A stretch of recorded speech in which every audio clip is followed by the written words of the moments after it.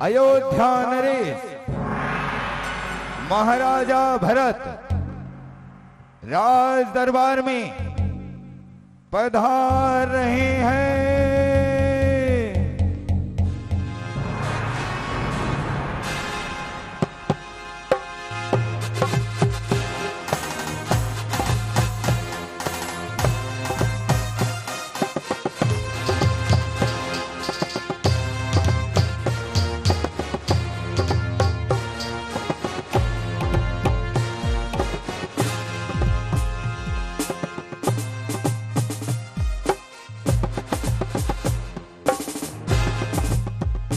महाराजा भरत की जय हो। महामंत्री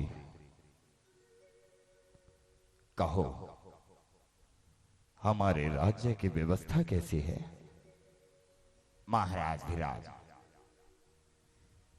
जिस राज्य का प्रजापालक आप जैसा हो, भला उस प्रजा को कहीं दुख कहां? आपके पिताश्री ने इस अयोध्या के राज्य के भार उत्तम प्रकार से संभाला और जिस प्रकार आपने उन्हें वचन दिए थे, आप भली भांति प्रकार से अपनी प्रजा की सेवा कर रहे हो। महामंत्री, मेरे मन में तो केवल यही प्रश्न उठता रहता है कि कहीं किसी दिन ऐसा कोई क्षण ना आए जब मैं अपनी प्रजा का भला ना कर सकूं।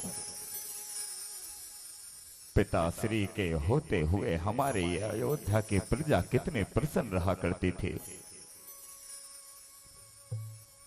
लेकिन पिताश्री ने हमारी इच्छा बिना ही पूछे वैराग्य को धारण किया और अपने सर का राज मुकुट हमारे सर पर लगा गए। पिताश्री ने अपनी संतान से बढ़कर इस राज्य की सेवा की है। जब तक पिताश्री रहे तब तक किसी प्रजा की आंखों में कोई आंसू नहीं रहे। हम तो केवल इतना ही चाहते हैं कि इस भरत से कभी कोई भूल ना हो। पिताश्री तो अपने मोक्ष मार्ग की ओर बढ़ गए हैं, लेकिन ये राज का भार जिसे पिताश्री ने एक क्षण में ठुकरा दिया, ये हमें चैन से सोने नहीं देता, हमें चैन की सांस लेने नहीं देता। महाराज,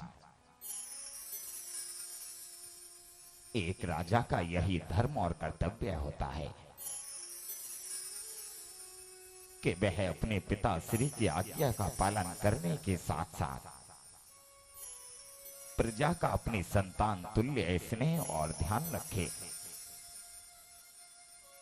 यही तो हम चाहते हैं कि हमसे कोई त्रुटि ना हो, हमसे कोई त्रुटि ना हो। महाराज की जय हो।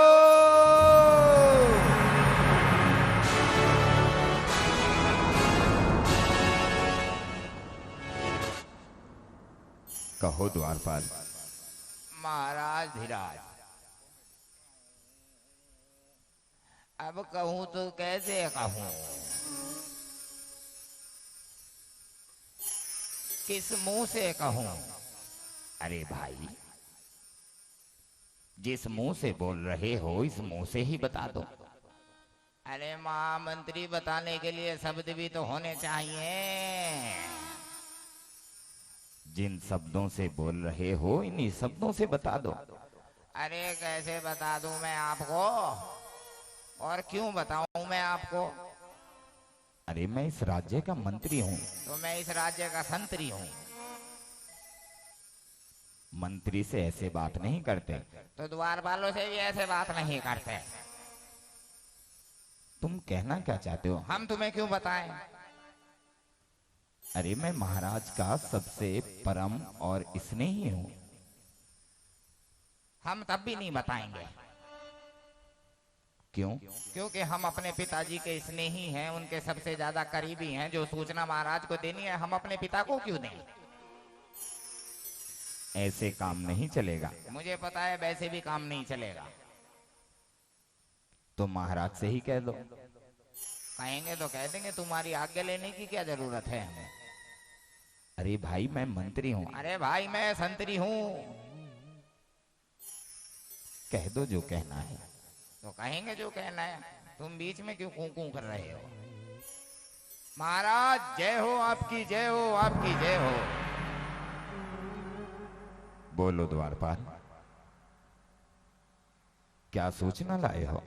अरे महाराज धीराज, सूचना तो ऐसी है, आप जब उस सूचना को सुनेंगे तो नगर में ढिंडोरा पिटवाएंगे, लड्डू बंटवाएंगे, मिठाई बंटवाएंगे, तरह तरह के उपहार बंटवाएंगे, हीरे बंटवाएंगे, मोती बंटवाएंगे, माणिक बंटवाएंगे, सोना बंटवाएंगे, चांदी बंटवाएंगे। अरे भाई इतना बंटवाएंगे तो तुम क्या क्या उठाओगे। तो तुम्हें क्यों बता दें, हमें जो उठाना है उठा लेंगे, तुम्हें क्यों बताएं हम। अरे भाई मैं इस राज्य का मंत्री हूँ। अरे भाई मैं इस राज्य का संतरी हूँ, तुम्हें क्यों बताऊं मैं। ठीक है महाराज से ही बता दो। तो महाराज से ही बताएंगे, तुमसे पूछ के बताएंगे क्या। ठीक है बताओ। महाराज आपकी जय हो, जय हो, जय हो, जय हो। कहो। महाराज धीराज, खबर कुछ ऐसी है, सूचना इतनी उत्तम है कि आप उस सूचना को सुनेंगे तो गदगद हो जाएंगे।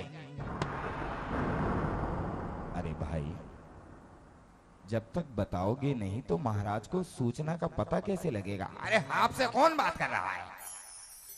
अरे मैं इस राज्य का मंत्री हूँ। अरे मैं इस राज्य का संतरी हूँ। तो सूचना कब दोगे। जब दे देंगे, जब शब्द बन जाएंगे। अभी तो मैं यही सोच रहा हूँ कौन कौन से शब्द जोड़ूं उस सूचना में कि महाराज बिल्कुल गदगद हो जाएं और इस राज्य में हीरे मोती सोने चांदी भी खेर दें। ठीक है महाराज से ही कहो। महाराज से ही कहेंगे, और क्या तुमसे बतलाएंगे। मैं मंत्री हूँ। अरे मैं संतरी हूँ। महाराज आपकी जय हो, जय हो, जय हो। बोलो।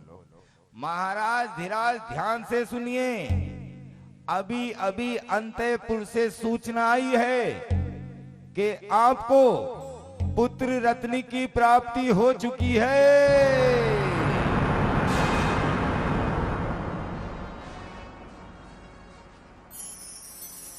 महामंत्री इन्हें जो चाहिए वह राजकोष से दे दो। जैसी आपकी आज्ञा। जाओ द्वारपाल, तुम्हें जो चाहिए ले लो। हम तुमसे क्यों पूछे क्या लेना है क्या देना है, हम अपनी मर्जी से लेंगे जो लेंगे। अरे भाई मैं मंत्री हूँ। अरे भाई मैं संतरी हूँ। जा रहे हैं हम। ठीक है जाओ। क्यों जाएं? तुम नहीं बोला जा रहे हो। हम तुमसे पूछ के क्यों जाएं? तुम्हारी इच्छा है। इच्छा कौन है? चलो ठीक है। क्या ठीक है? अरे पिताश्री मुझे क्षमा कर दो, जो करना है वो कर लो। हाँ अब आया मंत्री पहाड़ के नीचे। ठीक है महाराज, आपको पुत्र रत्न की प्राप्ति हुई है, लेकिन आपके मुखड़े पर मैंने प्रसन्नता की कोई किरण नहीं देखी। महामंत्री मेरा तो केवल एक ही मन है कि पिताश्री अपने कल्याण मार्ग की ओर गए हैं। पिताश्री को केवल ज्ञान की प्राप्ति होगी, उनका भव्य समुपसरण लगेगा। अरे संसार में पुत्र तो आने हैं, पुत्र जाने हैं, लेकिन जो कल्पना मैं पिताश्री के समुपसरण की कर रहा हूं, यदि वह इच्छा पूर्ण हो जाए तो बड़ा ही उत्तम होगा। तो महाराज क्या आपके पुत्र की खुशियां नहीं है राज्य में? नहीं महामंत्री, मैं तो केवल और केवल अपने पिताश्री की भक्ति में लीन हूं, भक्ति में लीन हूं। महाराज की जय हो, जय हो, जय हो, जय हो, जय हो, जय हो, जय हो, जय हो, जय हो, जय हो, जय हो, जय हो, जय हो, जय हो, जय हो।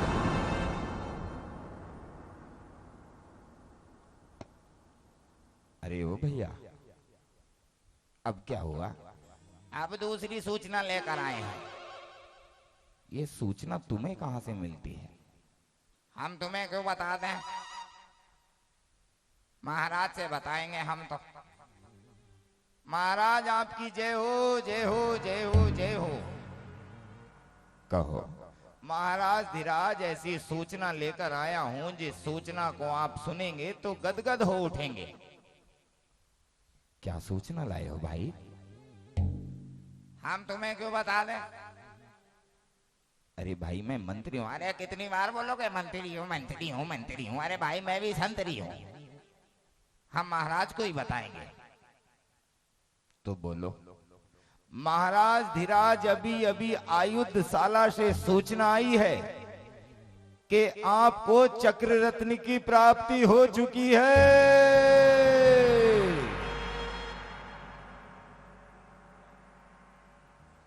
अति उत्तम महाराज धीराज, अति उत्तम। आयुधशाला में चक्र रत्न की प्राप्ति होना, सबसे पहले आपको पुत्र रत्न की प्राप्ति होना, यह तो इस संसार का बहुत बड़ा आश्चर्य है। महाराज धीराज संकेतों पर ध्यान दीजिए।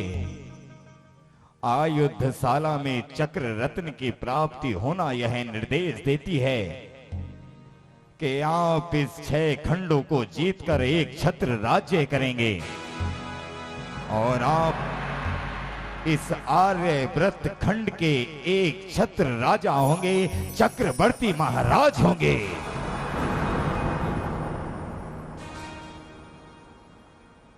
महामंत्री, चक्र रत्न की प्राप्ति होना तो बहुत बड़ी कल्पना है, लेकिन मैं इन 6 खंडों को विजयी बनाकर भला करूंगा क्या? महाराज धीराज इतिहास के बारे में सोचिए। जब जब आने वाला युग यह पढ़ेगा कि चक्रवर्ती केवल और केवल भरत सम्राट हुए, तो आपके नाम को स्वर्ण अक्षरों में लिखा जाएगा। लेकिन पिताश्री का समोपसरण, अरे महाराज धीराज छोड़िए इन बातों को। पिताश्री को केवल ज्ञान तो अवश्य प्राप्त होगा ही। वह केवल ज्ञान प्राप्त कर मोक्ष को तो जाएंगे ही, लेकिन उससे पहले तुम्हें चक्र रत्न का मिलना यह निर्देश दे रहा है कि आप चक्रवर्ती बनकर इस आर्यव्रत खंड को जीत लीजिए। महामंत्री, हमारी आयुधशाला में चाहे चक्र रत्न हो या उससे भी बढ़कर कोई रत्न हो, जब तक हम पिताश्री के समवसरण के दर्शन नहीं कर लेते, तब तक हम किसी युद्ध को, किसी दिग्विजय यात्रा को नहीं निकलेंगे। नहीं महाराज, ये आप क्या कह रहे हैं? चक्र रत्न की प्राप्ति हर किसी को नहीं होती। अरे अरबों खरबों आत्माओं में केवल आपको चुना है विधाता ने। मैं तो यही कहता हूं कि अपनी अशोहणी सेना को तैयार कीजिए। सुदर्शन चक्र आपके आगे आगे चलेगा। जिस जिस इन 6 खंडों में वह यात्रा निकलेगी, वहां के राजा तुम्हें अपना अधिपति मानकर तुम्हारी अधीनता स्वीकार करेंगे। क्या हर राजा का मस्तक मेरे इस पांव में होगा? क्या हर राजा मेरी अधीनता स्वीकार करेगा? हाँ महाराज। चक्रवर्ती बनने का उद्देश्य सबका होता है, लेकिन प्रकृति ने किसे चुना? अयोध्या नरेश भरत को। शाम होने को आई मालनिया रोटी ना लाई, शाम होने को आई मालनिया रोटी ना लाई।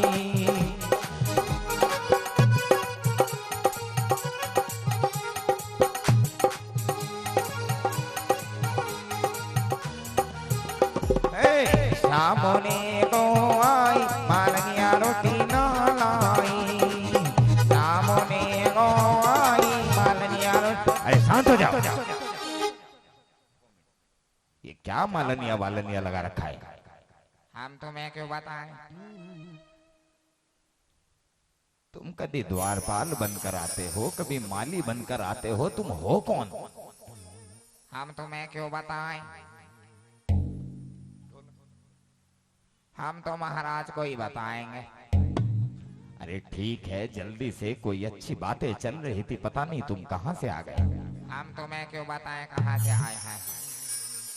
हम तो महाराज को ही बताएंगे। ठीक है, बताओ। हम महाराज को क्यों बताएं? हम तो तुम्हें बताएंगे।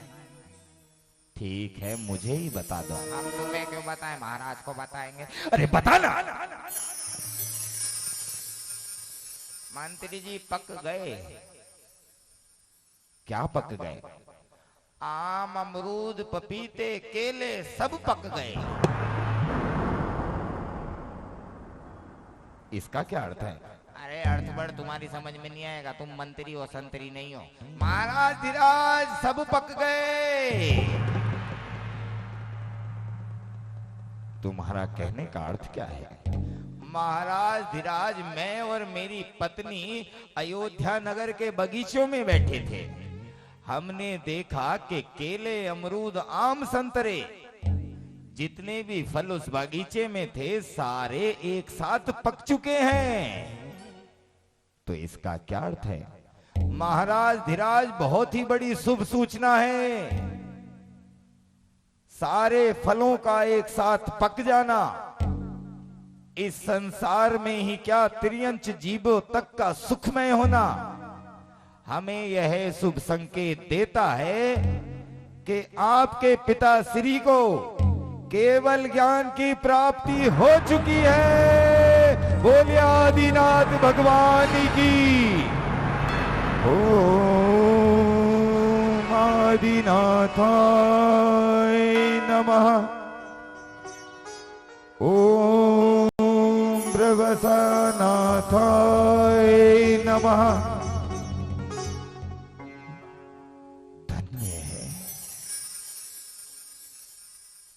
धन्य है जो मुझे मेरे पिता श्री के समुपसरण में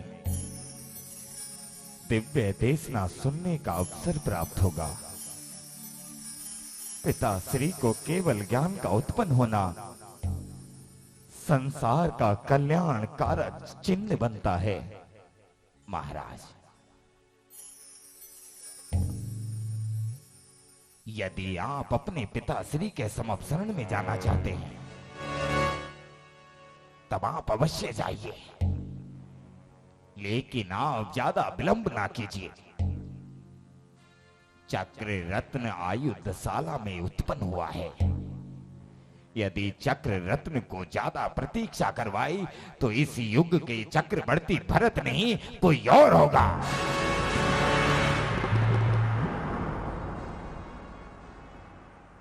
एक तरफ पुत्र रत्न की प्राप्ति जिसकी आपको तनिक भी प्रसन्नता नहीं है, दूसरी ओर पिता श्री के केवल ज्ञान की प्राप्ति जिसे सुनकर तुम भाव विभोर प्रसन्न हुए।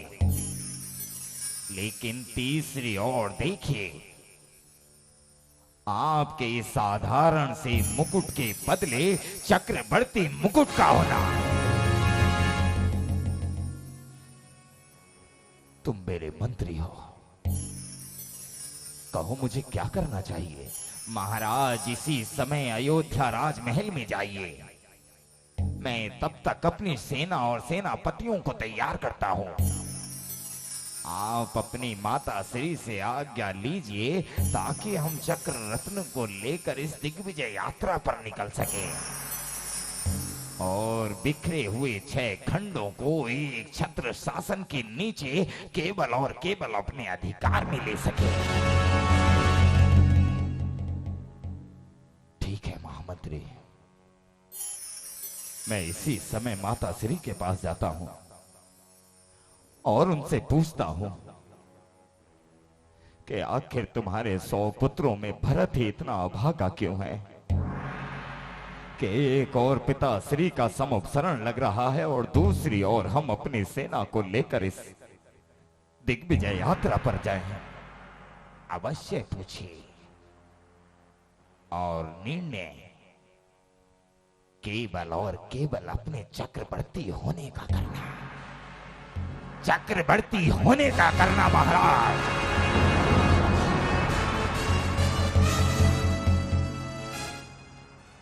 चक्रवर्ती,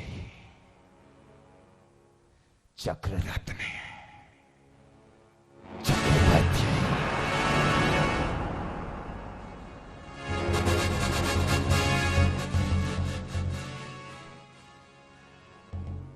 माता श्री,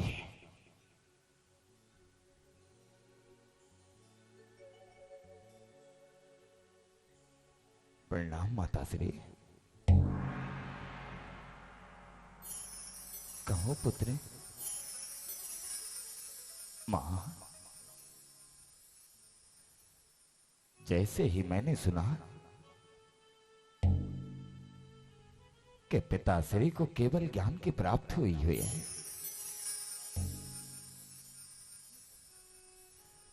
मेरा मन बड़ा ही प्रसन्न हो उठा। पिताश्री को केवल ज्ञान की प्राप्ति होना हमारे धर्म के लिए एक उज्जवल भविष्य है। वो अपने मरण जीवन के संसार को छोड़कर अपने कल्याण रूपी मार्ग में जा रहे हैं। लेकिन कुल गुरु से मैंने जिस समय वार्ता की, उन्होंने मुझे कहा कि भरत, तुम्हारी आयुधशाला में चक्र रत्न की प्राप्ति हुई है। तुम उस चक्र रत्न को लेकर बिखरे हुए इन 6 खंडों को इकट्ठा करो और एक छत्र राज्य बनाओ। मां, मैंने भी तो तेरी कोख से ही जन्म लिया है ना। मेरे सारे भाई उधर समोसरण में बैठकर पिता श्री जी की दिव्य देशना को खिलते हुए सुनेंगे, और ये तेरा भरत हाथों में तलवार लेकर बिखरे हुए इन 6 खंडों को इकट्ठा करता रहेगा। तूने मेरा भाग्य ही ऐसा क्यों लिखा मां? पुत्र, यही तुम्हारे पिताश्री की आज्ञा है। आयुधशाला में चक्र रत्न की प्राप्ति होना तुम्हारे नाम को अमर करेगा। एक मां का आशीर्वाद हमेशा तुम्हारे सर पर धारण रहेगा। मैं तुम्हें आज्ञा देती हूं भरत, तुम इसी समय अपनी सेना को तैयार करो और निकल जाओ इन बिखरे हुए खंडों को एक खंड में बनाने के लिए, ताकि तुम्हारे नाम के साथ आने वाले धर्म ग्रंथों में चक्रवर्ती भरत लिखा हो।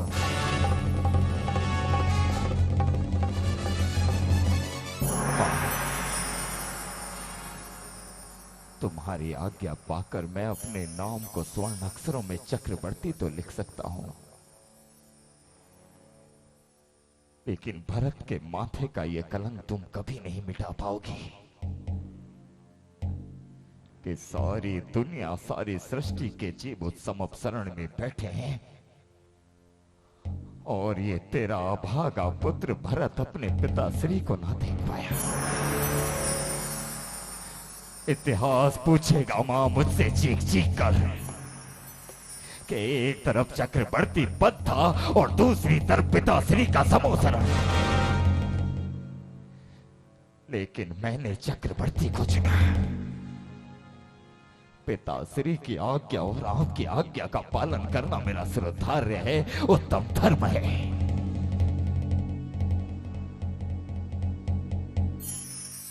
लेकिन मां आने वाला युग चीख चीख कर पूछेगा,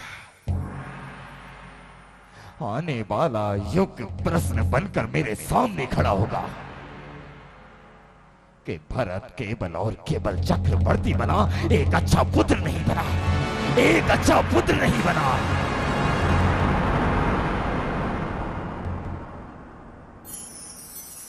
आज्ञा दीजिए मां, आज्ञा दीजिए। 「 आज्ञा दीजिए।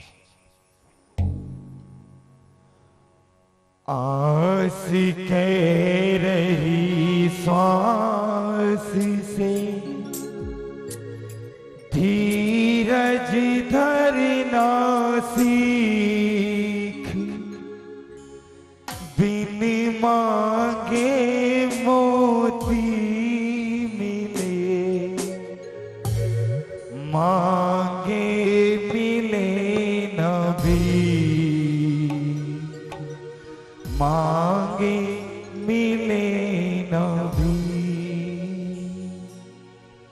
जिसकी जैसी भावना वैसा ही परिणाम,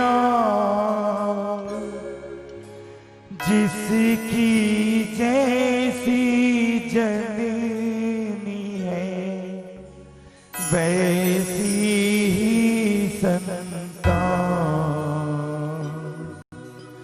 वैसी ही संतान। मां, मैं जा रहा हूं, मेरी प्रतीक्षा करना, मुझे आशीर्वाद दो मां। दीर्घायु भव, विजयी भव, विजयी भव।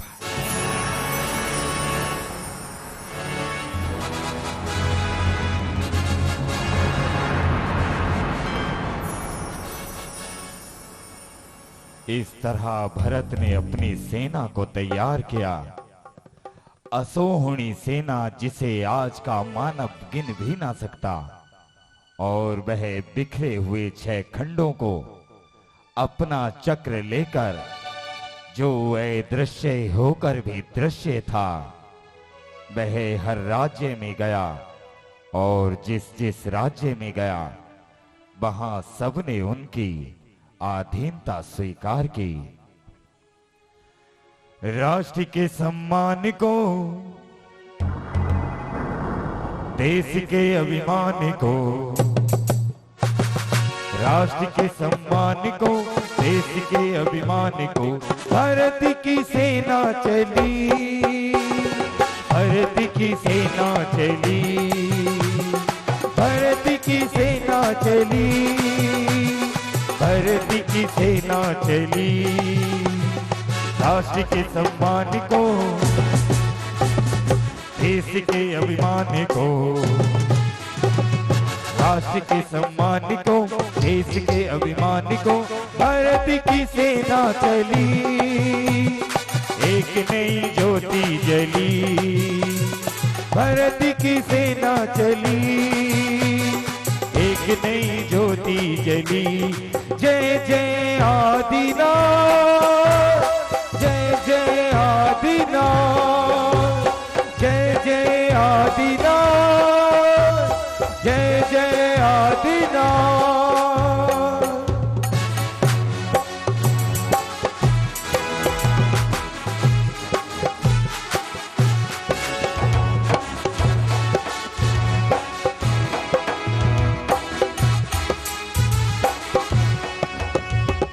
भारत की सेना चली, भारत की सेना चली, एक नई ज्योति जली, भारत की सेना चली।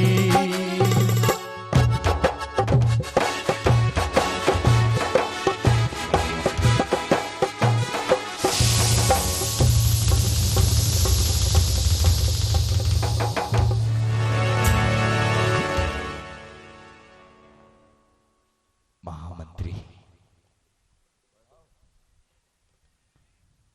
देखो हमारी अयोध्या नगरी को, कितनी सुंदर दिख रही है। 60,000 वर्षों तक हम युद्ध करते रहे, बिखरे हुए 6 खंडों को हमने एक छत्र में पिनोया,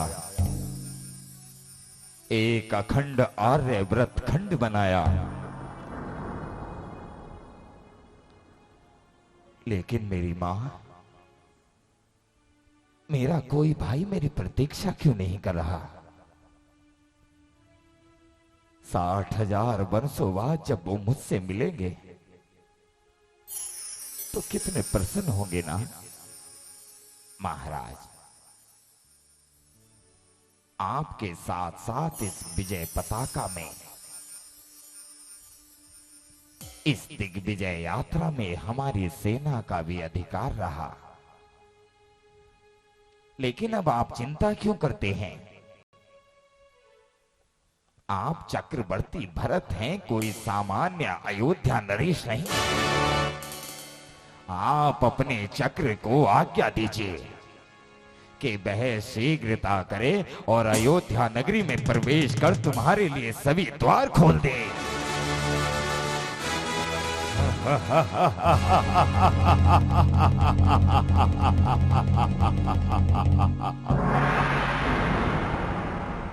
मैं चक्रवर्ती हूं तो मैं पहले प्रवेश क्यों करूंगा? सबसे पहले जिस चक्र रथ ने मेरी इस दिग्विजय यात्रा को पूर्ण किया, आज अयोध्या नगरी में वह चक्र रत्न ही प्रवेश करेगा। ऐ मेरे चक्र रत्न, तुम्हें मेरी आज्ञा है कि शीघ्रता करो और इस अयोध्या के द्वार में प्रवेश कर जाओ।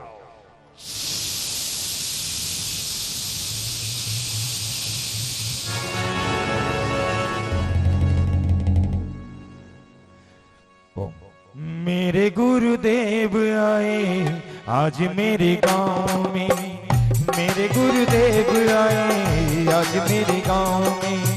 जैसे महावीर आए हो, जैसे महावीर आए चंदना के गांव में। मेरे गुरुदेव आए आज मेरे गांव में, मेरे गुरुदेव आए आज मेरे गांव में।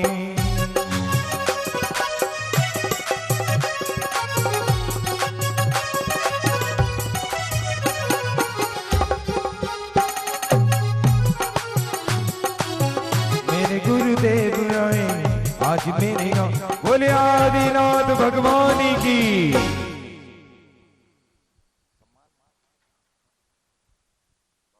रत्न अयोध्या नगरी में प्रवेश क्यों नहीं करता? जो चक्र मेरी आज्ञा पाकर इन खंडों को विजयी करता चला गया, वो मेरी ही नगरी, मेरे ही राज्य में प्रवेश क्यों नहीं कर रहा? महाराज धीराज, राजनीति में, कूटनीति में कोई किसी का भाई नहीं होता। तुम कहना क्या चाहते हो? मैं तुम्हारी बात को समझ नहीं पाया।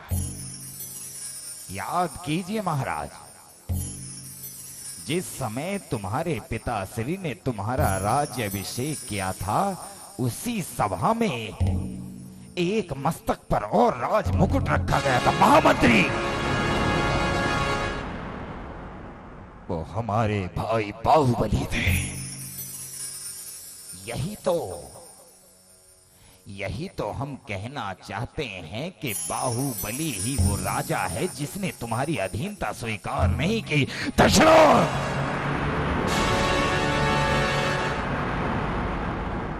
अगर एक शब्द भी तुमने हमारे भाई के लिए कटु कहा तो हम भूल जाएंगे कि तुम हमारे बड़े हैं, तुम हमारे महामंत्री हो।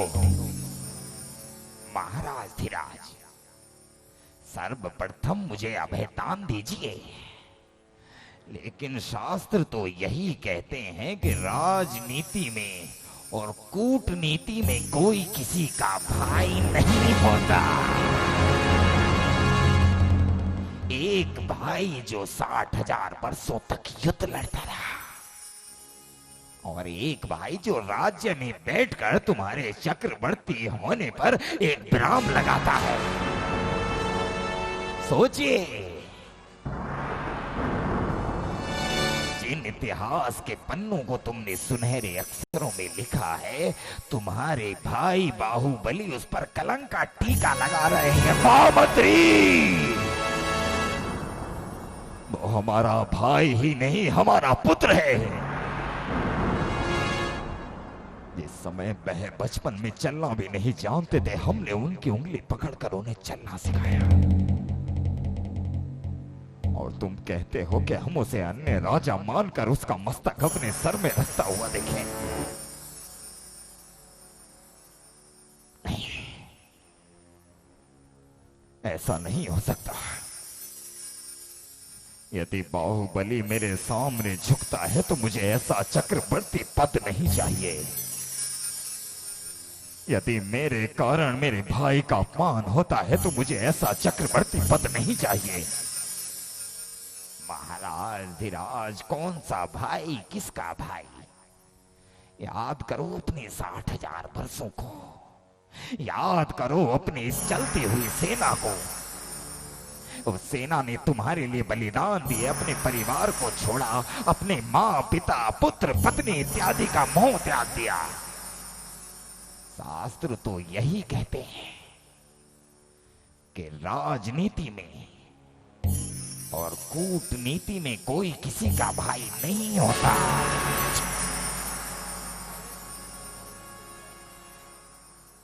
महामंत्री, आज तुम्हारे ये शब्द हमारे हृदय में तलवार की भांति क्षति कर रहे हैं। तुम इसी समय जाओ और मेरे भाई से कहना कि छाती तड़प रही है बाहुबली को अपने गले लगाने के लिए। 60,000 वर्षों के मैंने अपने भाई का मुखड़ा नहीं देखा। मैं जानता हूं मेरा भाई नग्न पांव दौड़ता हुआ आएगा। वो जिस समय मुझे अपने गले लगाएगा, मुझे अपना भाई कहेगा। मैं समझूंगा कि मैंने अपना चक्रवर्ती पद को प्राप्त कर लिया है। तुम इसी समय पौधनपुर जाओ। तब तक मैं और हमारी यह सेना आम्र वृक्ष के नीचे विश्राम करते हैं। तुम शीघ्र जाओ। जैसी आपकी आज्ञा। लेकिन महाराज, यही सत्य है, राजनीति में और कूटनीति में कोई किसी का भाई नहीं होता। आपकी जय हो, चक्रवर्ती नरेश की जय हो, जय हो। पौधनपुर नरेश युवराज बाहुबली राज दरबार में पधार रहे हैं।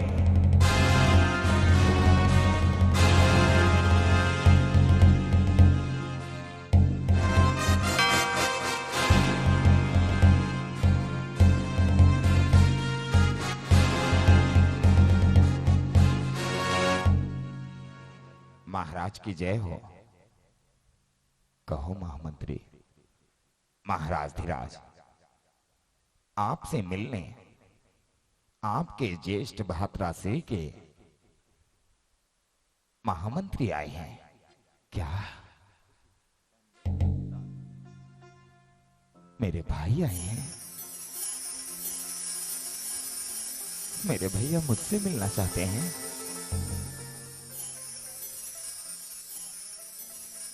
तक नहीं छुए। महामंत्री, शीघ्र जाओ और मंत्री काका को शीघ्र लेकर आओ। मेरे भैया की सूचना लाए होंगे। विलंब ना करो, विलंब ना करो, उन्हें शीघ्र लेकर आओ।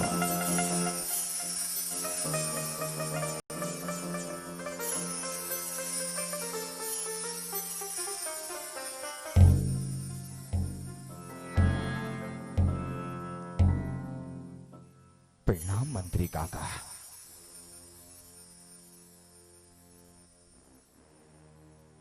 कहाँ है मेरे भाई? भाई नहीं है वो, युवराज बाहुबली। तुम तो केवल और केवल पौधनपुर नरेश हो। लेकिन महाराजा भरत अब महाराज नहीं रहे। 60,000 वर्षों तक सुदर्शन चक्र को लेकर वह युद्ध लड़ते रहे। इसलिए हम आपको यही सूचित करना चाहते हैं कि उन्हें भाई नहीं चक्रवर्ती नरेश कहो। क्या कह रहे हैं मंत्री काका? आपने मुझ में और भैया में कभी कोई भेदभाव नहीं रखा? प्रसन्नता के साथ बताइए, कहां है मेरे भाई, ताकि मैं उनके चरणों को छूकर उनके हृदय से लगकर उनके होने की अनुभूति कर सकूं। मिलना चाहते हो अपने भाई से? यदि मिलना चाहते हो तो सबसे पहले उनकी सूचना सुनो। तुम्हारे भाई ने केवल एक कथन पर इस दिग्विजय यात्रा को विजयी किया कि राजनीति में और कूटनीति में कोई किसी का भाई नहीं होता। यदि तुम अपने भाई से मिलना चाहते हो तो सुनो नरेश, अपने दांतों में तिनका दबाकर, अपनी बगल में कुल्हाड़ी दबाकर, नंगे पांव घुटनों के बल चलकर उनके चरणों तक पहुंचो। मंत्री काका,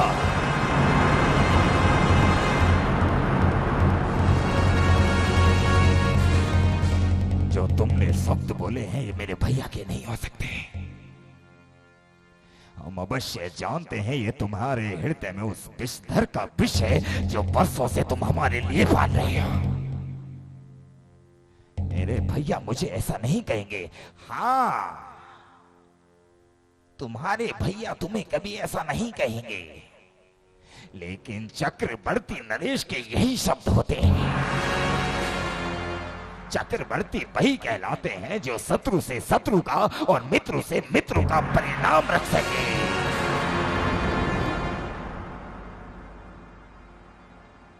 क्या तुम सत्य कह रहे हो? मंत्री काका, मेरी आंखों में आंख डालकर कहो, क्या तुम सत्य कह रहे हो? अवश्य। यदि तुम अपने इस मुट्ठी भर राज्य को बचाना चाहते हो तो चक्रवर्ती भरत की अधीनता स्वीकार कर लो, अन्यथा कल सुबह तक का सूर्य उगते हुए तुम्हारी ना सेना देखे, ना तुम्हारी प्रजा में कोई युवा। तुम्हारी राज्य की महिलाओं को बंदी बना लिया जाएगा। तुम्हारे राज्य के जो भी युवा होंगे वो युद्ध में मारे जाएंगे। देख लो युवराज, ये राजनीति है। तुम मुट्ठी भर लोग हम करोड़ों की सेना को कभी मुकाबला नहीं दे सकते। उचित यही है कि इसी समय एक कायर की भांति तुम एक कायर की भांति चक्रवर्ती नरेश के चरणों में चलाओ। मंत्री काका, यदि ये आज्ञा मेरे भाई ने दी होती तो ये भाई अली, ये उसका भाई, उनके पुत्र के समान ये उनका भाई नंगे पांव दौड़कर चला था। लेकिन ये सूचना एक चक्रवर्ती नरेश ने भिजवाई है, तो भूल रहा है वो चक्रवर्ती कि जिस मां की कोख ने उसे जन्म दिया है उसी कोख से बाहुबली ने जन्म लिया है। हम तुम्हारी अधीनता स्वीकार ना करेंगे, भले ही हम संख्या में तुमसे कम क्यों ना हो। हम अधीनता नहीं, ये बाहुबली तुम्हारे उस चक्रवर्ती नरेश को युद्ध के लिए ललकारता है। मुट्ठी भर लोग हो, मुट्ठी भर सेना को लेकर तुम हमारी सेना के सामने धूल में मिला दिए जाओगे।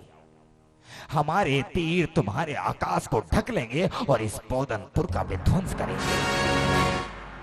इतिहास जानेगा ही नहीं कि कभी बाहुबली और उसके राज्य का वजूद था। इतिहास तक से तुम्हारा नाम मिटा दिया जाएगा और जो भी लोग तुम्हारा नाम लेंगे उनके हलक से उनकी जीभ निकाल ली जाएगी।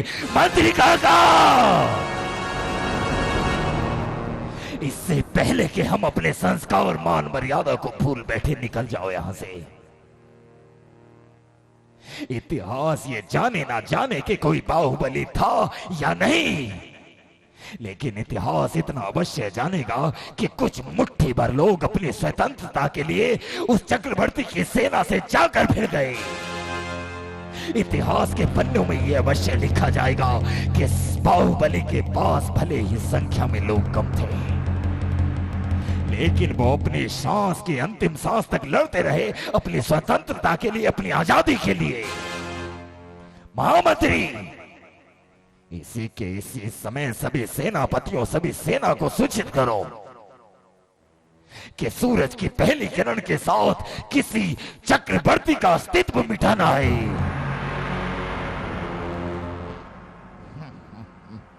लगता है काम हो गया। महाराज बाहुबली,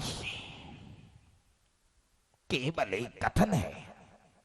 तुम्हारे भाई ने तुम्हें युद्ध के लिए ललकारा और तुम अपने भाई को युद्ध के लिए ललकार रहे हो। अरे यही सत्य है। राजनीति में, कूटनीति में कोई किसी का भाई नहीं। महामंत्री, ये युद्ध किस प्रकार से होगा, जानना चाहते हो महामंत्री? मैं बताता हूं तुम्हें। राजाओं का युद्ध राजाओं से होगा, सेना का युद्ध सेना से होगा, और मंत्रियों का युद्ध मंत्रियों से होगा। तो तुम मुझे मारोगे? अब जिसकी तलवार में धार तेज होगी वह जीवित रहेगा। लेकिन मैंने तो कभी तलवार उठाई ही नहीं है, तो भाला उठा लेना। मुझे भाला भी नहीं आता। तो एक काम करना, तलवार के आगे अपनी गर्दन रख देना, काम आसान हो जाएगा। मैं अपनी पत्नी से मिला हूं। किस लिए? मैं तुम्हें भी सुझाव दे रहा हूं कि तुम भी अपनी पत्नी से मिलकर आओ। लेकिन क्यों? क्योंकि मुझे नहीं लगता कि मुझसे युद्ध करने के बाद तुम जीवित हो उठोगे। ऐसा? हाँ, अपने बच्चों को, अपनी पत्नी को अंतिम बार देखना चाहते हो तो देख कर आओ। मंत्री है और इतना कड़वा बोलता है। ठीक है, तुम युद्ध की तैयारी करो, कल हम देखेंगे कि किसके बाहुबल में कितना बल है। तैयारी करो। और महाराज बाहुबली, याद रखना, परिस्थिति चाहे कोई भी हो, राजनीति में किसी का कोई भाई नहीं होता।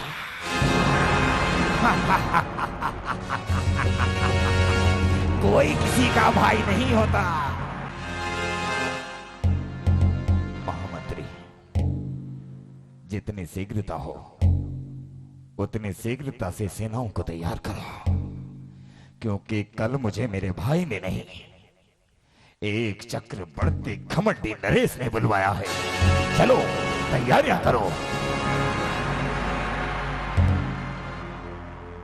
राष्ट्र की बाहुबली सेना चली, राष्ट्र के अभिमान को देना चली, भारत की सेना चली, एक नई ज्योति जली।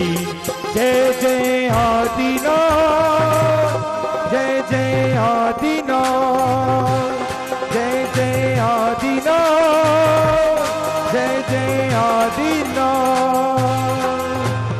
देश के अभिमान को, राष्ट्र के सम्मान को, देश के अभिमान को, राष्ट्र के अभिमान को, एक नई ज्योति जली, भारत की सेना चली, भारत की सेना चली, एक नई ज्योति जली।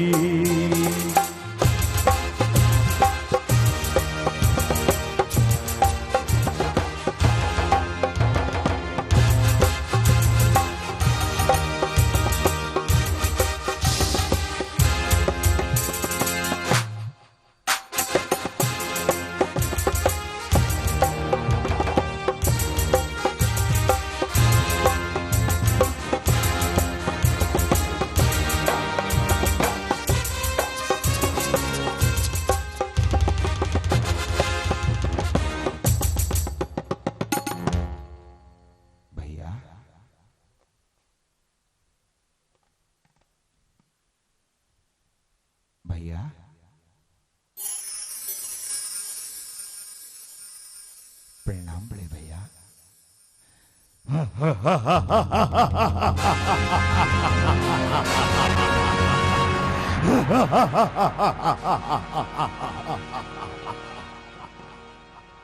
देखा महामंत्री, ये होता है चक्रवर्ती का शौर्य। तुमने तो कहा था कि हमारा भाई अपनी सेना को लेकर हमसे युद्ध करने के लिए आ रहा है।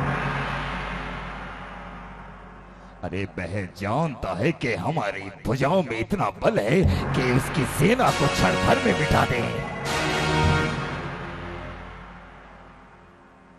देखा महामंत्री, तुमने कहा था कि बाहुबली और हमने एक कोख से जन्म लिया है। एक कोख में जन्म लेने वालों में भी भेद होता है, जिसका एक बेटा चक्रवर्ती है और दूसरा बेटा कायर है। बाहुबली, तेरे सुंदर से मुखड़े पर हमें डर की किरण दिखाई दे रही है। यदि तू लड़ना नहीं जानता तो हमारे महामंत्री से तुमने ये अपशब्द क्यों कहे? बड़े भैया, शायद आज आपने अपने बड़े होने का अस्तित्व अपने ही शब्दों से मिटा रहे हैं। बड़े भैया, आपने ही कहा था कि संसार में मनुष्य अपना मान सम्मान अपने ही शब्दों के रूपी तलवार से काट डालता है। ये कायरता नहीं है मेरी कि मैं आपके चरणों में आकर बैठकर आपको प्रणाम कर रहा हूं।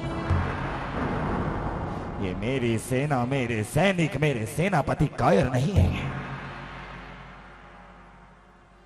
ये तो वो है जो आपने हमें अपने हाथों में उठाकर हमें सिखाया, जब आप हमसे बचपन में कहा करते थे कि बाहुबली चाहे बैर हो, भाव हो, क्रोध हो या कोई युद्ध ही क्यों ना हो, यदि तुम्हारे सामने कोई पूजनीय है, कोई आदरणीय है, तो सबसे पहले उसे प्रणाम किया जाए। ये प्रणाम नहीं, कायरता है। हमारा चक्र रत्न अनेकों राजाओं को अधीनस्थ करता चला गया। तेरा भाई चक्रवर्ती का राज मुकुट लगाने को ही सर पर है, लेकिन तेरा हाथ उसे आकर रोक रहा है। बाहुबली अब इन चिकनी चुपड़ी बातों से इस विषय पर बात नहीं होगी। तू बाहु है तो हम भी अपने पिता श्री के ज्येष्ठ पुत्र हैं। यदि तू अयोध्या का राज्य का सेनापति है, पौदनपुर का राजपति है, सभापति है, तो हम भी चक्रवर्ती हैं। उठा अपने हाथों में तलवार और चीर डाल मेरी छाती को। तूने अपने राज दरबार में बैठकर हमारे लिए जो शब्द कहे उचित नहीं कहे। बड़े भैया, आपने भी मुझे एक वीर योद्धा की तरह बुलवाया। यदि आपने एक बड़ा भाई बनकर, पिता तुल्य बनकर हमें आज्ञा दी होती तो हम नंगे पांव तुमसे मिलने चले आते। यदि आप निर्णय ही चाहते हैं तो ये निर्णय ठीक है। ये आज निर्णय दो भाइयों के बीच नहीं है, ये निर्णय होगा तो तलवार और भालों के बीच होगा। ये निर्णय होगा तो हड्डी और मांस के बीच होगा। पिताश्री से कहे हुए वचन को छोड़कर आज मैं इस युद्ध के लिए तुम्हारी इस ललकार को स्वीकार करता हूं। चले आओ, आओ, आओ, ठहरो, ठहर जाओ।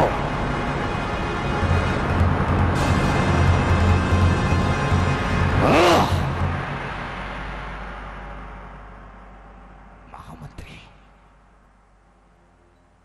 ये हम अपनी आंखों से क्या देख रहे हैं? अरे ये दोनों भाई चर्म शरीरी हैं। ये लाखों करोड़ों वर्षों तक भी लड़ते रहे, तब भी इनके शरीर को कोई क्षति नहीं होगी। लेकिन जो हमारी सेना 60,000 वर्षों तक लड़ रही है,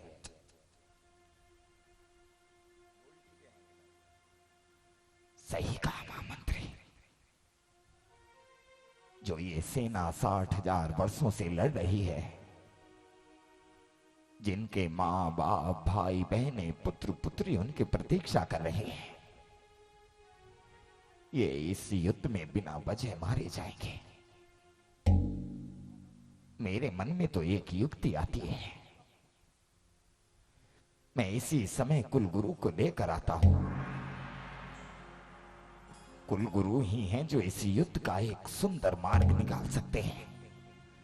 तब तक इन दोनों में युद्ध मत होने देना। कुलगुरु, कुलगुरु रक्षा कीजिए, कुलगुरु रक्षा कीजिए, रक्षा कीजिए कुलगुरु।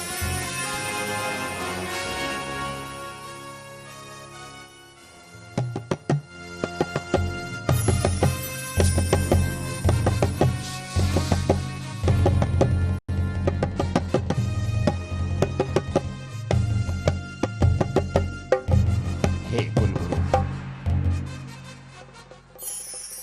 चक्रवर्ती नरेश,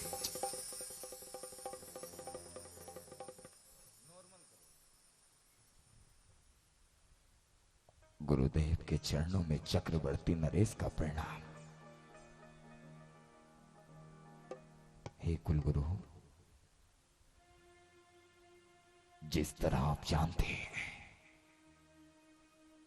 60,000 वर्षों तक मैंने अपनी सेना को साथ लेकर इस युद्ध को लड़ा है, लेकिन अचानक मेरा चक्र रत्न अयोध्या में प्रवेश नहीं कर पाता।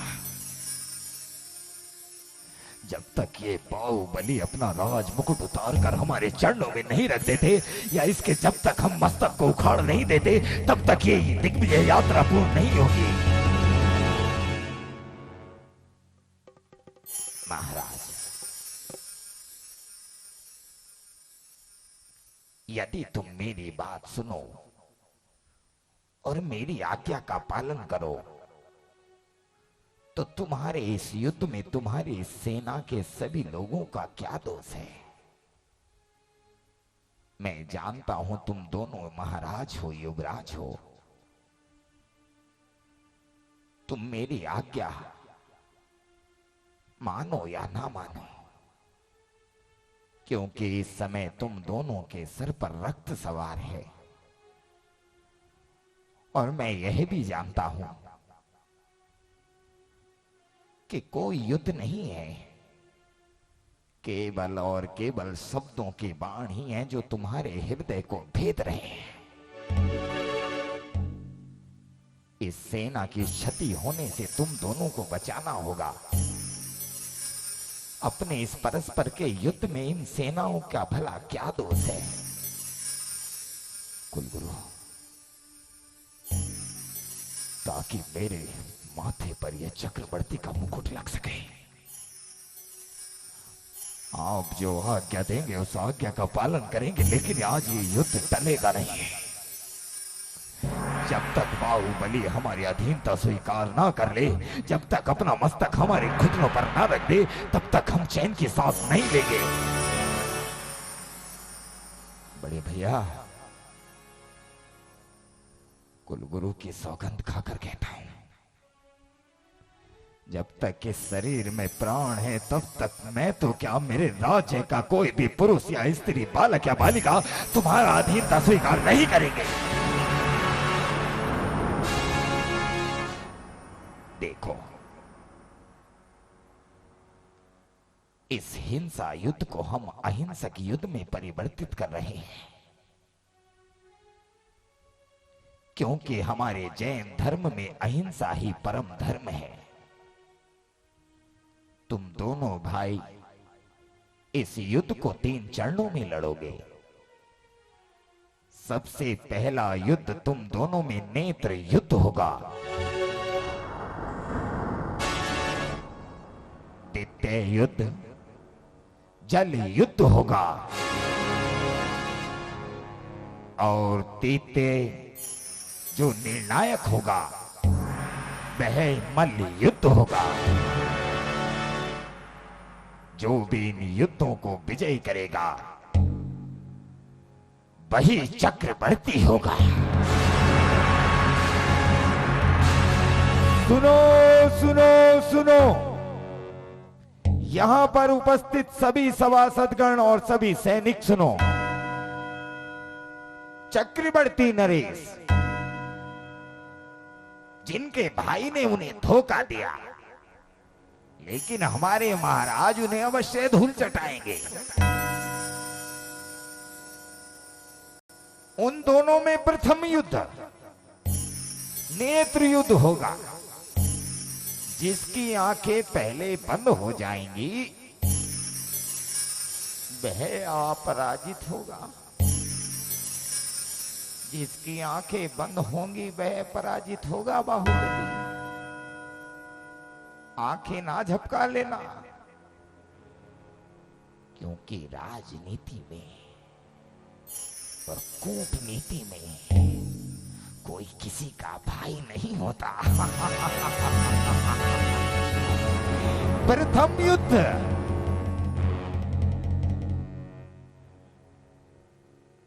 नेत्र युद्ध प्रारंभ हो रहा है।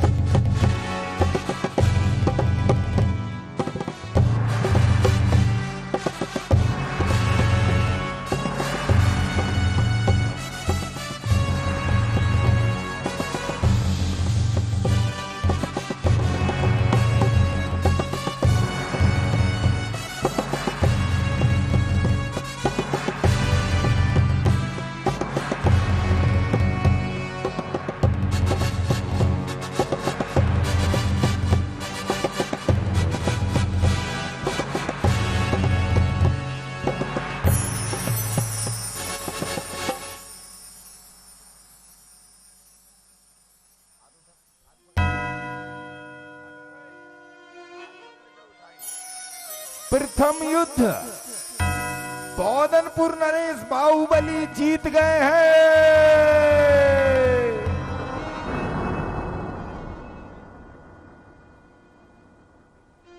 महाराज, महाराज, क्या हुआ? यही तो मैं पूछ रहा हूँ, क्या हुआ? मुझे क्या हुआ? अरे यही मैं पूछ रहा हूँ, क्या हुआ? आपने आंखें बंद कर ली और आप पहला युद्ध हार गए। मैंने आंखें बंद नहीं की थी। तो फिर हमने की होंगी। हारे तो हम जरूर हैं, लेकिन आप ये तो बताए तुमने अपनी आंखें क्यों बंद की थी? महामंत्री,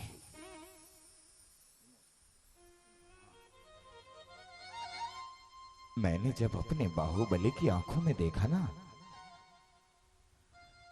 देखते देखते उसका बचपन याद आ गया।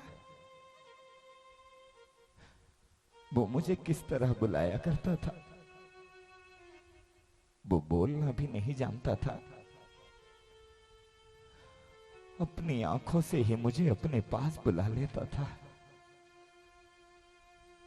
इतना सा था मेरा बाहुबली। कहता, भैया मैं तुम्हारे पास आऊंगा, मुझे ये युद्ध नहीं लड़ना। मैं इन युद्धों को लड़ना नहीं चाहता। मुझसे मेरे भाई से युद्ध नहीं होगा। महाराज, अगर अपने भाई को खिलाना ही था तो घर पर जाकर खिला लेते हैं। अरे अगर इस युद्ध को हार गए तो तुम चक्रवर्ती नहीं बन पाओगे। चक्रवर्ती, बाहुबली से बड़ा होता है चक्रवर्ती पद। नहीं, तुम सत्य कह रहे हो। बाहुबली तो आता जाता रहेगा, अगर मैं आज चक्रवर्ती नहीं बन पाया तो ये संसार मुझ पर थूकेगा। अरे हम पहला ही युद्ध तो हार गए। महामंत्री तुम दूसरे युद्ध की घोषणा करो। महामंत्री कर दो दूसरे युद्ध की घोषणा। सुनो सुनो सुनो, आपको देखकर ऐसा लगता है घर जाके मर ही जाओगे। थोड़ा तेज बोलो, थोड़ा शरीर हिलाकर बोलो। तुम्हारा पक्ष तो जीत रहा है, तब भी खुशी नहीं है क्या? बोलो। सुनो सुनो सुनो, लगता है तलवार तुम्हारे पेट में ही घुसेगी। थोड़ा तेज बोलो। सुनो सुनो सुनो, ऐसे बोलो। सभी सभासदगण और सभी सैनिक सुनो। महाराज धीराज बाहुबली और अयोध्या नरेश भरत में चक्रवर्ती कहो भैया, नाराज हो जाएंगे। ठीक है। चक्रवर्ती भरत जी, दूसरा युद्ध जल युद्ध प्रारंभ हो रहा है।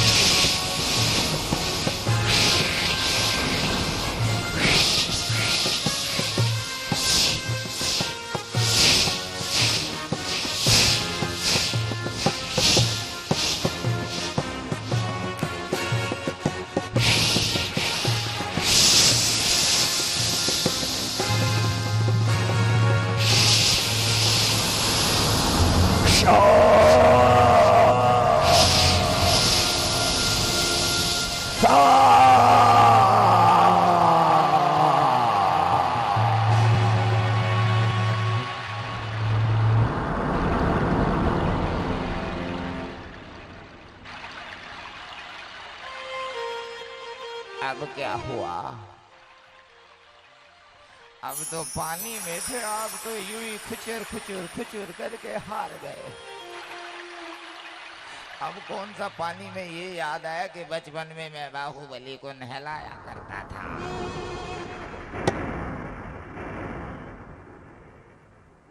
मैं कैसे हारा? जैसे पहले हारे थे ऐसे इस बार हारे। तुम जानते नहीं हो। मैं सब जानता हूँ, आपको गिरते हुए मैं नहीं देखा है। अब ये मत कहना कि बाहुबली बचपन में छोटा था, पानी में खेला करता था। ये बात नहीं है। तो और भी बात होगी क्या, बताओ? अरे महामंत्री, तुम बाहुबली की लंबाई देख रहे हो। अरे मेरी ऊंचाई केवल 500 धनुष है और बाहुबली की 525 धनुष है। मैं अपने हाथों से जब पानी उछालता हूं तो उसके हृदय तक जाता है, लेकिन जब वो पानी उछाल रहा है तो मैं उसकी बौछारों में अपना संतुलन खो बैठता हूं। तो अब क्या कहोगे, इस युद्ध को संतुलन खो दिया? महाराज मुझे बता देते, बाजार से संतुलन ही ले आते। अब कितने युद्ध बचे हैं? सब खत्म हो गए। अरे कुछ तो बाकी होंगे। अरे बाकी क्या क्या करोगे? 2 में तो हार गए, तीसरे का ऐसे निर्णय कर दो, छोड़ो। मुझे चक्रवर्ती बनना है। अभी पानी में गिरे, फिर पहाड़ पे से गिरोगे, क्यों चोट खा रहे हो? तो क्या करूं? अंतिम युद्ध है, करके देख लो। और अगर इसमें हार गया तो? मैं अपने घर, आप अपने घर। मैं चक्रवर्ती तो बन ही नहीं पाऊंगा। अब इसमें मैं क्या कर सकता हूँ? आप चक्रवर्ती नहीं बनोगे तो मैं भी तो चक्रवर्ती मंत्री नहीं रह पाऊंगा ना। जितना आप खो रहे हो उससे थोड़ा सा कम मैं खो रहा हूं। लेकिन एक युद्ध शेष है। दो में कुछ नहीं हुआ तो एक में क्या पहाड़ उखाड़ोगे? वो बाहुबली तो है, उसने ही आपको पानी में खुर खुर खुर खुर खुर खुर खुर खुर खुर करके घुमाया था। तुम तीसरे युद्ध की घोषणा करो। कौन सी हारने की घोषणा? मुझे चक्रवर्ती बनना है। आप बनोगे तो हमें भी चक्रवर्ती मंत्री कहा जाएगा। अब महाराज अंतिम युद्ध है, इसमें ये मत करना ये मल युद्ध है। इसमें ये मत करना कि बाहुबली जब बचपन में छोटा था तो भैया हम अरे चुप हो जाओ। तीसरे युद्ध की घोषणा क्यों नहीं करते? कर देते हैं, होगा तो कुछ नहीं। अपना क्या जाता है, हमारा तो केवल चक्रवर्ती जाता है। सुनो सुनो सुनो, यहां पर उपस्थित सभी सुनो। तीसरा युद्ध मलयुद्ध।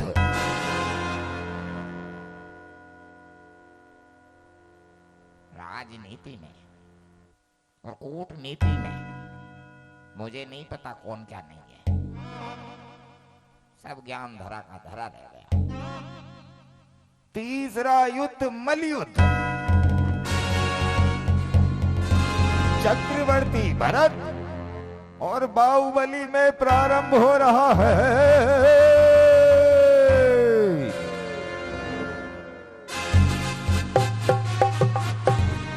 आजा।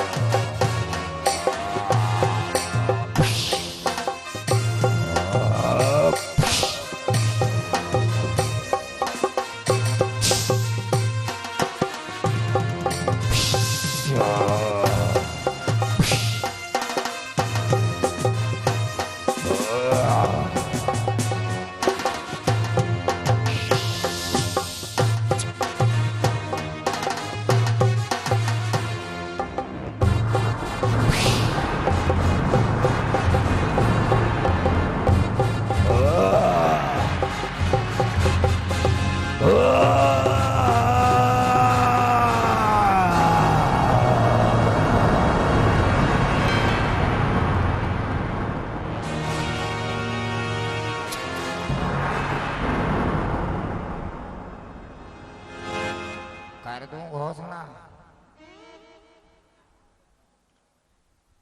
बड़े थके थके से लग रहे हो। पानी लाऊं क्या?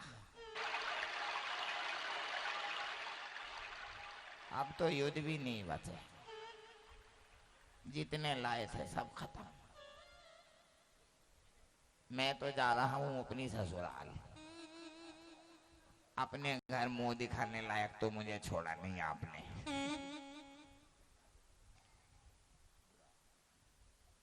मैं हार गया। मैं चक्रवर्ती बनने से रह गया। मेरे भाई ने मेरा इतना बड़ा स्वप्न तोड़ दिया। अगर ये युद्ध में जीत जाता तो मैं इस संसार का पहला चक्रवर्ती कहलाता। मुझे मेरे भाई ने हरा दिया। ऐ मेरे चक्र रत्न, इसी के इसी समय मेरे भाई के टुकड़े टुकड़े कर दे।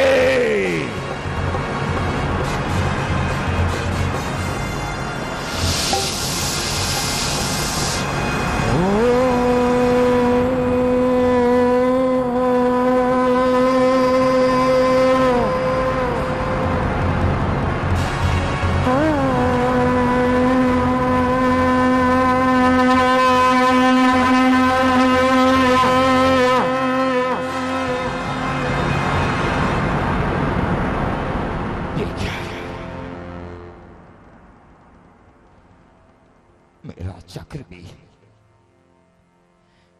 इस बाहुबली की प्रदक्षिणा करके इसे प्रणाम कर रहा है। मुझे मेरे सबों ने धोखा दिया है। जिस चक्र रत्न ने मुझे इतने आर्यव्रत खंडों को जिताया, आज वह चक्र मेरे शत्रु के आगे झुक गया। जिस भाई की मैं हत्या करना चाहता था, उस भाई के सामने आकर वह चक्र नतमस्तक हो गया।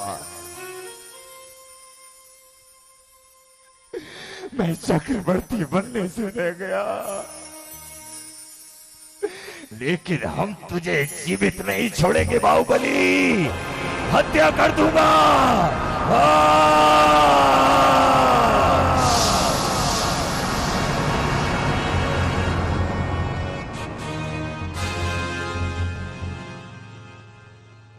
बड़े भैया, मुझसे बहुत बड़ी भूल हो गई बड़े भैया। बड़े भैया मुझे क्षमा कर दो, मुझे क्षमा कर दो भैया, मुझे क्षमा कर दो, मुझे क्षमा कर दो।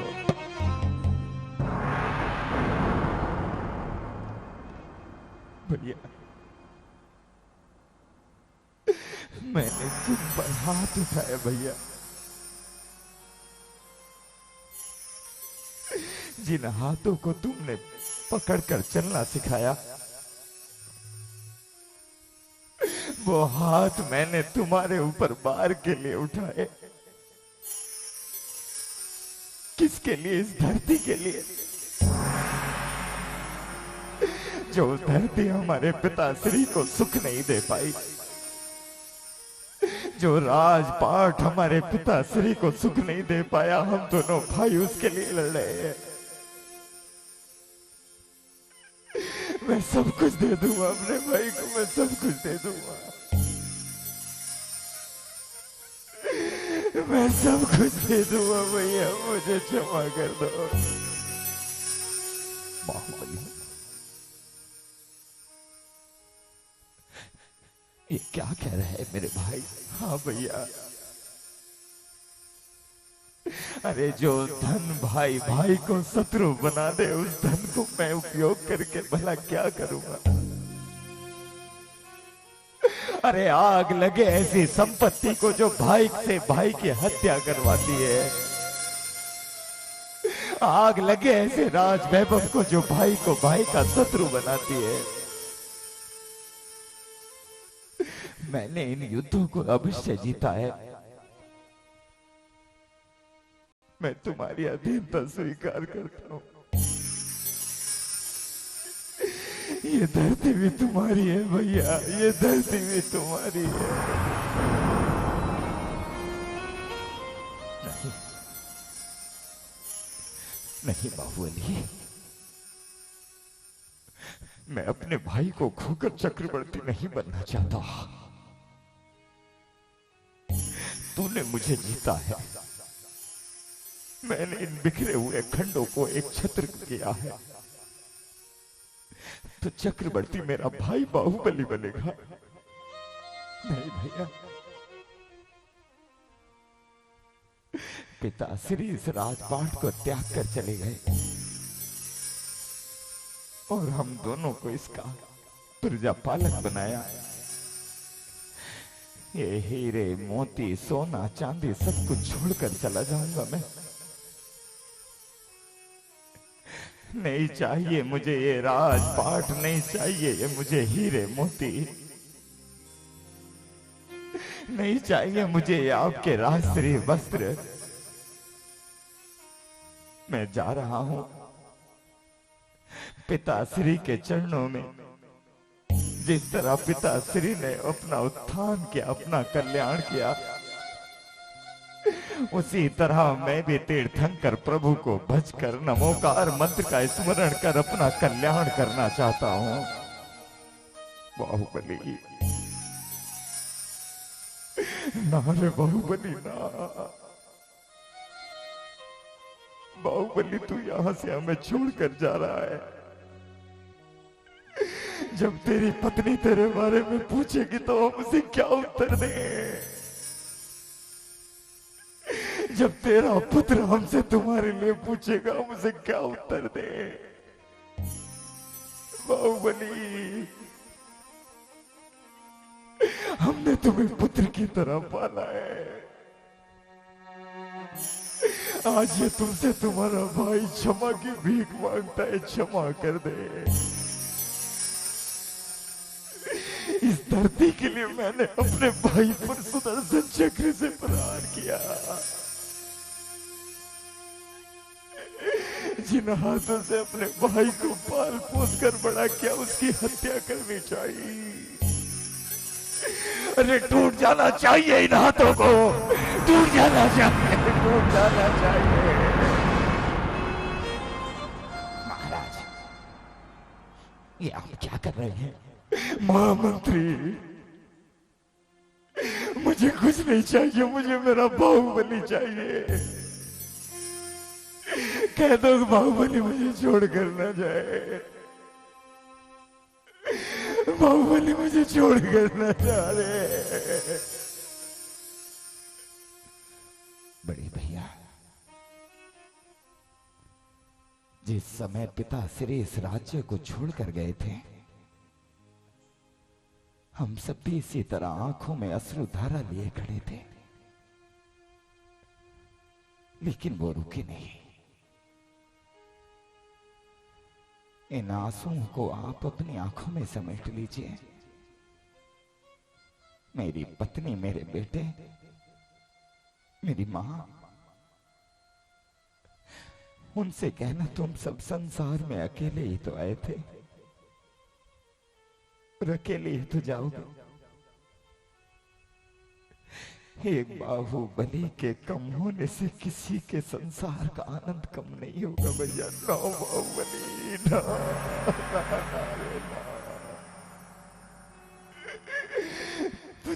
तुझे बन नहीं जाना चाहिए।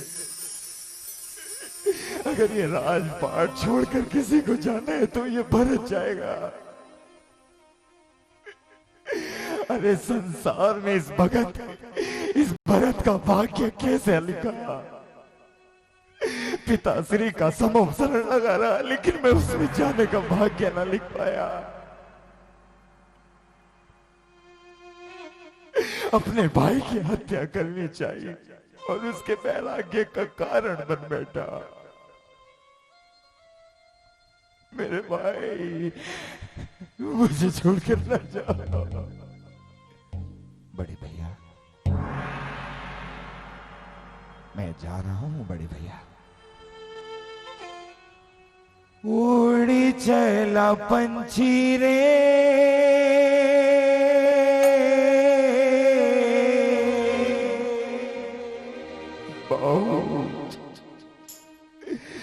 हरी भरी डाल से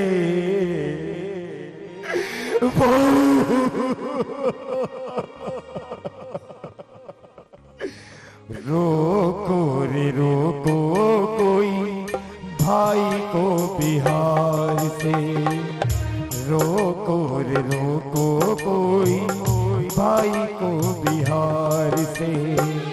उड़ी चला पंछी रे,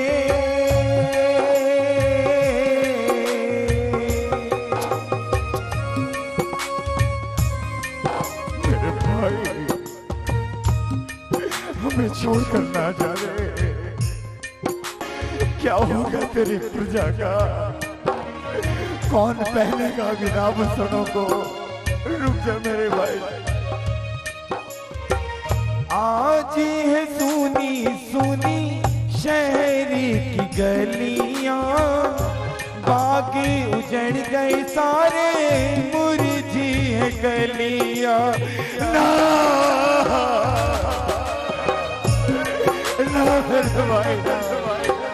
आज है सुनी सुनी महली की गलियां, सुबह से खिली नहीं एक भी कलियां। कैसे रह पाऊंगा मैं, कैसे रह पाऊंगा मैं बिना भाई प्यार के, रोको रे रोको कोई भाई को बिहार से, रोको रे रोको कोई भाई को बिहार से। उड़ चल पंछी रे,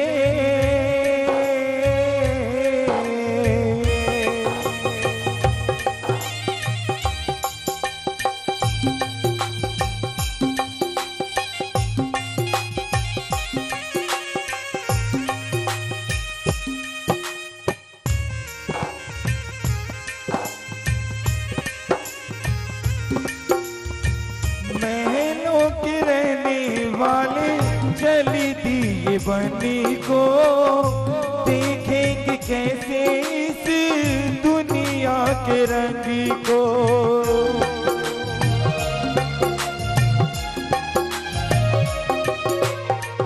महलों के रहने वाले चली दिए बनी को, देखेंगे कैसे इस दुनिया के रंग को। यही तो दिन थे बाहू, यही तो दिन थे भाई, रूप और सिंगार के, रोको रे रोको कोई भाई को बिहार से, रोको रे रोको कोई भाई को बिहार से, रोको रे रोको कोई भाई को बिहार से, रोको रे रोको कोई भाई को बिहार। बोलिए भगवान बाहुबली की, बोलिए गोमटेश।